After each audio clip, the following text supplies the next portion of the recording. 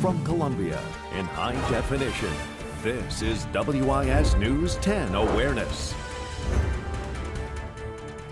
1963, a day the nation will never forget. President John F. Kennedy and First Lady Jackie were in Dallas on part of a 5-city tour through Texas, a re-election campaign stop that ended tragically. This morning, we take a look back at the 50 years since Kennedy's assassination, hearing from the man who was tasked with guarding the president's remains from moments after his death until his burial. Thank you so much for joining us for Awareness. I'm your host, Megan Norman. 1963 was a pivotal point in American history. The civil rights movement had reached a feverish pitch with violent demonstrations, the assassination of Medgar Evers, the bombing of a church in Birmingham where 4 little girls were killed. Then the moment that gripped the nation when President John F. Kennedy was killed as he rode in a motorcade in Dallas. Moments after the president's death, an Army sergeant from Sumter, just weeks before his discharge from service, got the call that changed his life forever. It appears as though something has happened in the motorcade route. Something, I repeat, has happened in the motorcade route. Friday, November 22nd, 1963. From Dallas, Texas, the flash, apparently official, President Kennedy died at 1 p.m. Central Standard Time.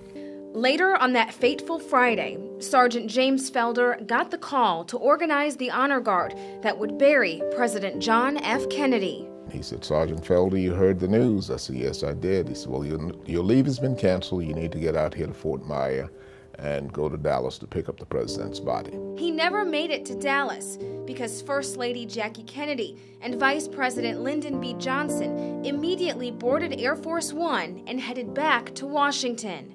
Johnson taking the oath of office on flight. Sergeant Felder and his team were waiting when they arrived. We just waited at Andrews Air Force Base until Air Force One came in, and we took the body off, took it to Bethesda Naval Hospital, and stayed with it for the next 4 days. I witnessed the autopsy, which took 6 hours. I witnessed the embalming because Miss Kennedy refused to let the body leave the hospital, so the undertakers had to bring their equipment to the hospital. Sergeant Felder says the president's casket was opened only twice. Miss Kennedy came in. She had not seen the final preparation of the body. She came in, the casket was open. She looked in it, and she said, "He looks so waxen." Later that day, Robert Kennedy and Teddy Kennedy came down with her because they had not seen the body. And she cut a lock of hair from his head, and the casket was closed, and it was never opened again. It remained closed while dignitaries from around the world came to the White House to pay their respects, including 2 men on different sides of the civil rights movement. It was George Wallace, governor of Alabama, and Chief Justice Earl Warren. Kennedy had federalized the Alabama National Guard just 6 months early, matter of fact, 5 months early, in June of '63, because Wallace would not admit 2 black students to the University of Alabama. So Wallace was angry about that. Justice Warren, who was the Chief Justice of the Supreme Court when the Brown versus the Board of Decision case was handed down, here comes George Wallace and Earl Warren walking in together to visit Kennedy's casket. The next day, President Kennedy's casket was moved to the Capitol, where thousands visited. The rotunda stayed open all night that Sunday to accommodate the crowds. It was supposed to close at 9 o'clock, but at 9 o'clock on Sunday evening, the lines of people was all the way back to D.C. Stadium in Washington, almost 3 miles. I mean, they were like 8 deep. While mourners gathered, Sergeant Felder and his team practiced. We practiced going up and down those steps with our training casket, what we call our dummy casket. To compensate for the weight, we put sandbags in the casket, and then we had 2 guys sit on top of it. And we practiced carrying it up and down the steps, because we knew what we had to do at the Capitol, and we wanted to be flawless. A whirlwind 3 days, from assassination to burial.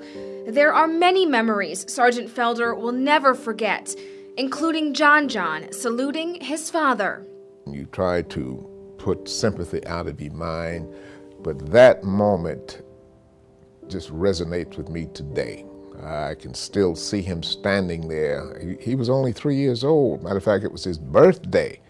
And here he is at a funeral with all these adults around, and he was fidgety and all of that, but he did make that, he saluted his father. And I don't think he really realized what was going on at the moment. Yeah, but he did. That moment stays with me more than any other. Sergeant James Felder is here with more on how this event changed his life in the course of American history. Seeing that final shot, it brought back those memories for you. It did, even a tear too, watching little John do that salute. Growing up in Sumter, I had a lot of role models, good role models, people who were very active in the community, and I wanted to emulate those guys, active NAACP members, Corps members, and all of that instilled in me that I needed to do something also. I wanted to be like those guys. So I left, went away to college and participated in the sit-ins in Atlanta, and then was drafted into the Army, something I didn't want. I wanted to fly airplanes with the Air Force, but the Army grabbed me. So that's how I ended up in Arlington, on Fort Myer on that November 22nd day, getting ready to get out the Army, go to law school, and then come back home to Sumter and fight for civil rights. Those were my goals. The Kennedy thing interrupted it a bit, but Lyndon Johnson came into office and carried on what Kennedy had hoped to do. Right. And so I have a lot of respect for Lyndon Johnson for what he did with the 64 Civil Rights Bill and 65 Voting Rights Act. Now, it was a very distinct honor for you to be a part of this honor guard. It was. But again, I was there, what they say, being in the right place at the right time. Right. And the military has a seniority system. And that is, whoever's the senior person in any unit is automatically in charge. So when I was called by my first sergeant to come head the casket team, it was because I was the senior person at that time. If it had happened 2 weeks earlier, I would have been no place in the picture. You wouldn't have been there. I wouldn't have been there. But two guys ahead of me got out, right, and I stepped up. And you were just one of two. That's correct. Who participated in that ceremony. Two African Americans. The other one was Navy, in the Navy. He was from Charleston. His name is Clark. He lives in Atlanta now. He's still alive. But we were the two. And we had worked together before, because leading up to, before Kennedy was assassinated, we had prepared for a presidential funeral. Right. But it was for President Herbert Hoover, who had gotten ill and was really at death's door. But he got better. And so we disbanded the team, not knowing that 3 weeks later we would be back together for President Kennedy. Right. What was it like being one of two African Americans performing that ceremony? Well, you got to remember, this is 1963. We're still segregated. You know? So there was a lot of weight on us, and we felt we had to extraordinarily do our job in an extraordinary fashion, so nobody could say, well, those guys, they didn't know what they were doing. Why were they there? Right. Yeah. And you told me a story yesterday about the casket. When President Kennedy's body was flown back to Washington, it was in a different casket than the one you used for the ceremony. That's correct. The casket he came up in from Dallas was a bronze casket, normally 400 pounds maybe. But when the handle got broken on that casket, so they had to buy a new casket at midnight. They went out to Gawler's Funeral Home down Wisconsin Avenue from Bethesda Naval Hospital at midnight, bought a new casket. It was an African mahogany casket, and it was almost twice as heavy as the first casket. Right. We started out with a 6-man team. We had to add 2 more people because of the weight of the casket. Well, certainly a lot of tragedy in 1963, but there were some bright spots. There were some bright spots. It started in January with Harvey Gantt integrating Clemson. It was a bright spot. The March on Washington was a bright spot. The University of South Carolina desegregating in September was a bright spot. But in between, you had Birmingham and the dogs and the fire hoses. You had Medgar Evers' death. So 63 was a tough year. A historic year. It was a watershed year for the civil rights struggle as well. Right. And how do you look back on your time when you were serving and you were a part of JFK's funeral? Well, I look back at it now, and I marvel at it, first of all, for being there. But I look at my grandsons, they are more appreciative of it than I am now, I guess. For me, I was just doing my job as a person in the military. But when I look back at it, I said, well, maybe I did make a mark in history. Well, thank you so much, Sergeant Felder. Of course, he has so much more wisdom to share. We'll have his full interview on our website, wistv.com. Still to come, we will take a look at the historical context President Kennedy and his assassination had on the nation. How leaders pulled together to complete the work JFK started. Awareness on the JFK assassination 50 years later continues after the break. United, there is little we cannot do in a host of cooperative ventures. Divided, there is little we can do, for we dare not meet a powerful challenge at odds and split asunder. Welcome back. As the 1960s raged on, the civil rights movement heated up. President John F. Kennedy was at the head of it all, and with his assassination, there was even more of a push to finish the work he started.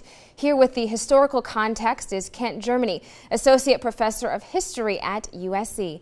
Thank you so much for joining us. Oh, it's my delight to be here. Now, let's start and talk about the impact his presidency had on the nation. You know, John Kennedy is one of the great what-if questions in all of history, and part of it's because he's not president for very long. He wins by a couple 100,000 votes, this narrow victory, has some missteps, then he has the Cuban Missile Crisis that really raises his status. And he has a mixed record on civil rights, but at the time he was really regarded as somebody that was really trying to do something toward the end of his life. And of course that bullet, you know, changes everything. Right. Well, let's talk about how it changed it. After the assassination, how do things turn politically? Well, it's hard to talk bad about a dead president. Sure. Right? And so the opposition to John Kennedy really gets muted. And then there's a very powerful figure that was Vice President Lyndon Johnson that comes in. He knows Washington. He's been there for 3 decades. He is the consummate behind-the-scenes power player. And he uses the assassination as a way to make sure that John Kennedy's legacy is carried forward. And so a lot of the progressive legislation that had just been sitting in Congress, Lyndon Johnson made it his top priority, and the Civil Rights Act was at the top of the list. Right, and we know from an audio recording between he and Martin Luther King Jr. that he wanted to finish out some of John F. Kennedy's work that he started. Absolutely, and this conversation is on the day of the funeral. It's 3 days after the assassination. Right. And Johnson's reaching out, trying to touch base with lots of people, and Martin Luther King Jr. is at the top of his list. They're a little scared of Martin Luther King Jr. because they want to win a lot of southern states, and being close to King is not good to get a lot of white voters in the South. Sure. But Johnson wants to assure King that, yes, I'm going to support this civil rights bill. And he does. He doesn't compromise. He sticks behind it. And the strong bill that comes out is the bill that the Kennedy administration wanted to get passed, and Johnson stood behind it, and they got it passed. Well, let's play that audio clip now. Okay. Well, this is mighty fine. I think it's so imperative. I think one of the great tributes that we can pay in memory of President Kennedy is to try to enact some of the great progressive policies that he sought to initiate. Well, I'm going to support them all, and you can count on that, and I'm going to do my best to get other men to do likewise, and I'll have to have y'all's help. I never needed more than I do now. And he did support it, like you said. Now, one thing you mentioned earlier is that President Kennedy had sort of a mixed stance on civil rights because, you're right, he needed the white vote, but he also needed the support of Martin Luther King and other supporters. So talk a little bit more about that. Well, one of the things that helps get Kennedy elected in 1960 is a phone call that he makes to Coretta Scott King, which was a stroke of political brilliance, and his campaign played it up to the African-American community. So it solidifies him as a civil rights president. But as he's president, he's very cautious, and it's not really until he's forced by people on the ground protesting and demonstrating and raising issues that he steps out of that cautiousness and actually uses the federal government to do things like send in the Army at Ole Miss or really take an active hand in Birmingham. Right. And I know some of the guests that are coming on later, it's those ladies that were out taking their lives and putting them out on the street that forced people like John Kennedy to make the decision, we've got to push for this bill. We've got to make sure we stand up for this particular federal order. Right. And we actually have some sound from President Kennedy when he was here in South Carolina. And I come to South Carolina and ask your help in this campaign. I ask you to join us in building a stronger America, an America which will serve as an example to a watching world as we sit on a most conspicuous stage. We will give leadership if we're successful, and I can promise you this country will start moving again. Thank you. And he even adds during that speech, too, that united we can accomplish so much more than being divided. That's what he hoped. Right. And, you know, that voice is just so great. I mean, it's the voice of the 60s. It's the voice of America in this period. And that idea of getting the country moving forward, this young guy with that hair and that family, you know, that's what pushed John Kennedy to the stage. And then, you know, it's so quickly taken away that, you know, it becomes part of that American moment. And actually, it's his death that helps unify the country. So oddly enough, that speech, you know, where he's talking about, you know, where we want to be united and divided, his death really does unite the country in a way that nothing else would have at that moment. And it was a very divided country at the time. Of course, of course. Well, thank you so much, Professor Germany, for being with us and adding all of your insight. We appreciate it. Well, images of the demonstrations have chronicled the civil rights movement from the start. When we return, hear from one woman whose image was captured during a protest and another who was active in the fight for equality. Awareness is back after the break.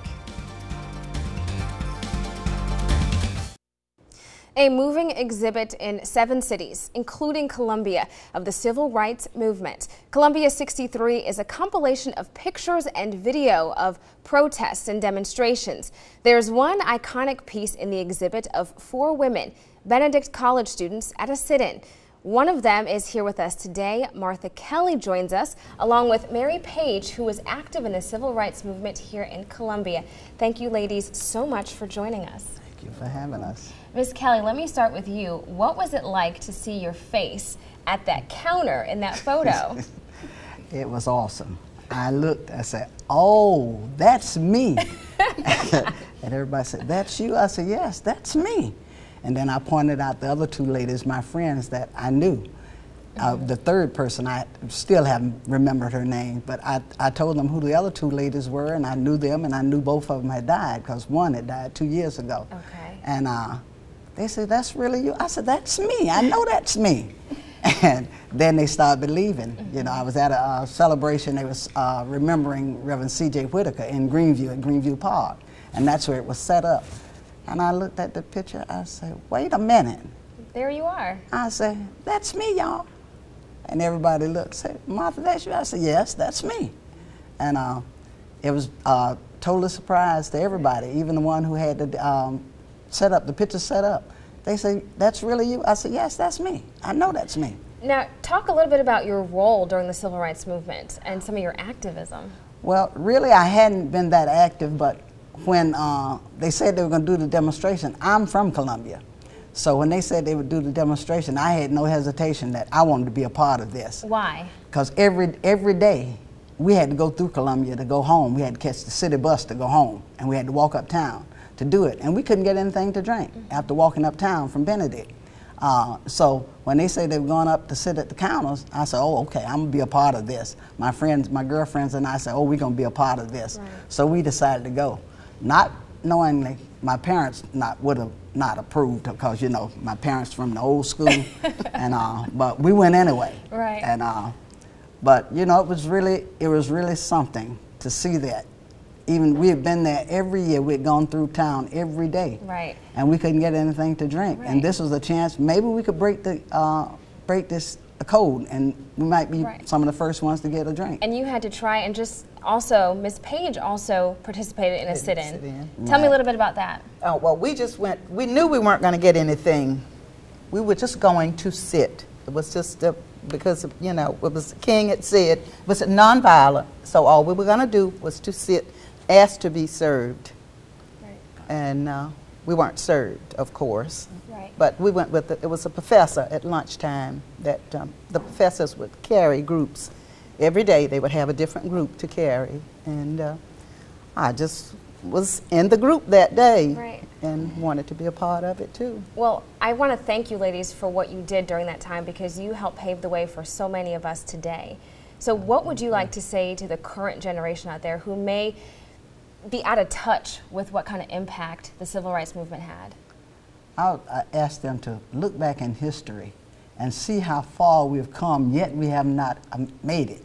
But look back at that and see how they need to do better. They need to just focus on doing a good job now and being the best that they can be, because people sacrificed, and you know, if they don't remember that and look back at that, then they don't realize that there were some lives that were killed because of this, and this is how they got some of the privileges that they have today. And I would like for them to just remember that and look back in history and read and study a little bit more, and just remember somebody sacrificed for you to be here. Where you are. Right, and that's really what because I always remind my own children. Right, of that. Right. Well, thank you so much, Ms. Page, or Ms. Kelly and Ms. Page, for being with us. You're welcome. All right. We'll be right back with the final thought. We would like to thank Sergeant James Felder, Kent, Germany, Associate Professor of History at USC, Martha Kelly, and Mary Page for their invaluable insight. We want to leave you now with a final thought.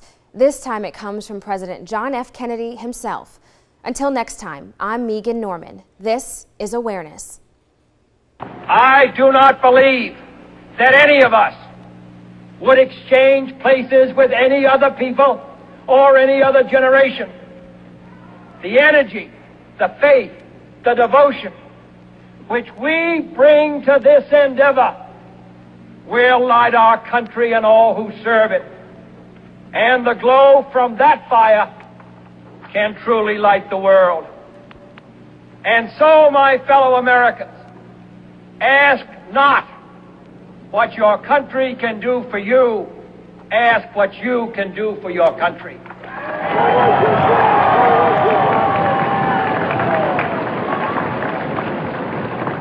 My fellow citizens of the world, ask not what America will do for you, but what together we can do for the freedom of man.